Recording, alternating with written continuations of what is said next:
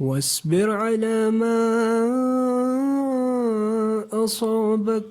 إن ذلك من عظم الأمور، اور جو مصیبت تم پر آ جائے صبر کرنا، یقین مان کہ یہ بڑی ہمت کے کاموں میں سے ہے۔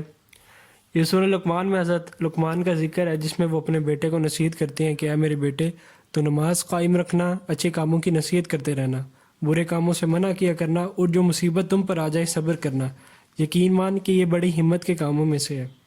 دنیا اور آخرت میں کامیابی حاصل کرنے کے لیے صبر جو ہے وہ بہت زیادہ ضروری ہے، اور اللہ کے نبی صلی اللہ علیہ وسلم کو بھی اللہ تعالیٰ نے صبر کرنے کا حکم فرمایا، جس کی دلیل سورۃ الانعام آیات نمبر 34 کے اندر موجود ہے۔ وَلَقَدْ كُذِّبَتْ رُسُلٌ مِّن قَبْلِكَ فَصَبَرُوا عَلَى مَا كُذِّبُوا وَأُوذُوا حَتَّى أَتَاهُمْ نَصْرُنَا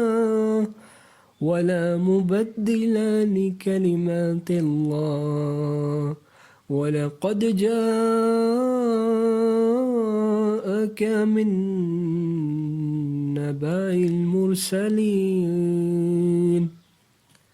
اور آپ سے پہلے رسولوں کو جھٹلایا گیا تو انہوں نے جھٹلائے جانے اور تکلیف دیے جانے پر صبر کیا،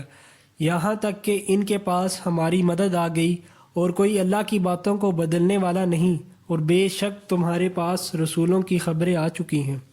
صبر جو ہے وہ 3 طرح سے کیا جا سکتا ہے۔ صبر اللہ تعالیٰ کے احکامات کو ماننے میں صبر کرنا، اور اللہ تعالیٰ نے جو چیز منع فرما دی ہے اس پہ صبر کرنا، اور تیسرے نمبر کے اوپر مشکل حالات میں جو ہے وہ صبر کرنا۔ اللہ تعالیٰ کے بتائے ہوئے احکامات کو فالو کرنے میں جو صبر ہے، اس کے بارے میں اللہ تعالیٰ سورۃ مریم کے اندر فرماتے ہیں، رب السماوات والأرض وما بينهما فاعبده واصطبر لعبادته هل تعلم له سميا۔ آسمانوں کا، زمین کا اور جو کچھ ان کے درمیان ہے، سب کا رب وہی ہے، تو اسی کی بندگی کر اور اس کی عبادت پر جم جا، کیا تیرے علم میں اس کا ہم نام، ہم پلہ کوئی اور بھی ہے؟ اسی طرح اللہ تعالیٰ سورۃ الرعد کے اندر آیات نمبر 22 کے اندر فرماتے ہیں، وَالَّذِينَ صَبَرُوا ابْتِغَاءَ وَجْهِ رَبِّهِمْ وَأَقَامُوا الصَّلَاةَ وَأَنفَقُوا مِمَّا رَزَقْنَاهُمْ سِرًّا وَعَلَانِيَةً وَيَدْرَؤُونَ بِالْحَسَنَاتِ السَّيِّئَاتَ اولئک لہم عقبی الدار، اور وہ اپنے رب کی رضامندی کی طلب کے لیے صبر کرتے ہیں اور نمازوں کو برابر قائم رکھتے ہیں، اور جو کچھ ہم نے انہیں دے رکھا ہے اسے چھپے کھلے خرچ کرتے ہیں، اور برائی کو بھی بلائی سے ٹالتے ہیں، انہی کے لیے عقابت کا گھر ہے۔ اب جن چیزوں کے بارے میں اللہ تعالیٰ نے منع فرما دیا ہے اس پہ صبر کرنا۔ واصبر نفسك مع الذين يدعون ربهم بالغداة والعشي يريدون وجهه ولا تعد عينكم عنهم تريدون زينة الحياة الدنيا ولا تطع من أغفلنا قلبه عن ذكرنا واتبع هواه وكان امره فرطا، اور اپنے آپ کو انہی کے ساتھ رکھا کر جو اپنے پروردگار کو صبح شام پکارتے ہیں اور اسی کے چہرے کے ارادے رکھتے ہیں، خبردار تیری نگاہیں ان سے نہ ہٹنے پائیں کہ دنیاوی زندگی کے ٹاٹ کے ارادے میں لگ جا، دیکھ اس کا کہنا نہ مانا جس کے دل کو ہم نے اپنے ذکر سے غافل کر دیا ہے، اور جو اپنی خواہش کے پیچھے پڑا ہوا ہو اور جس کا کام حد سے گزر چکا ہوں۔ جو لوگ آزمائش کے وقت اللہ تعالیٰ پر یقین رکھتے ہیں اور صبر کرتے ہیں، ان کے بارے میں اللہ تعالیٰ سورۃ البقرہ آیات نمبر 155 میں فرماتے ہیں، وَلَنَبْلُوَنَّكُمْ بِشَيْءٍ مِّنَ الْخَوْفِ وَالْجُوعِ وَنَقْصٍ مِّنَ الْأَمْوَالِ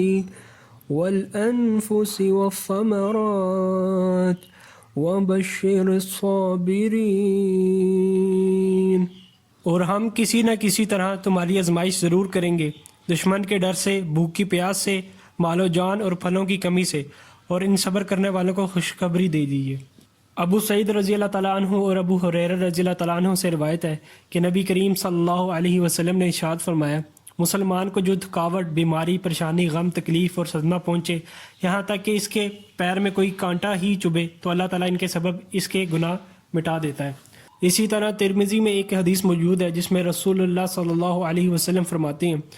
مسلمان مرد عورت کی جان، مال اور اولاد میں ہمیشہ مصیبت رہتی ہے،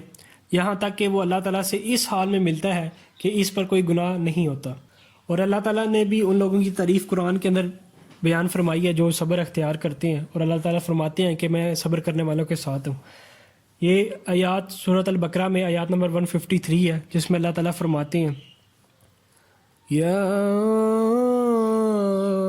ایھا الذین آمنوا استعینوا بالصبر والصلاة ان اللہ مع الصابرین۔ یا ایھا الذین آمنوا استعینوا بالصبر والصلاة ان اللہ مع الصابرین۔ اے ایمان والو، صبر اور نماز کے ساتھ مدد چاہو، اللہ تعالیٰ صبر کرنے والوں کے ساتھ ہے۔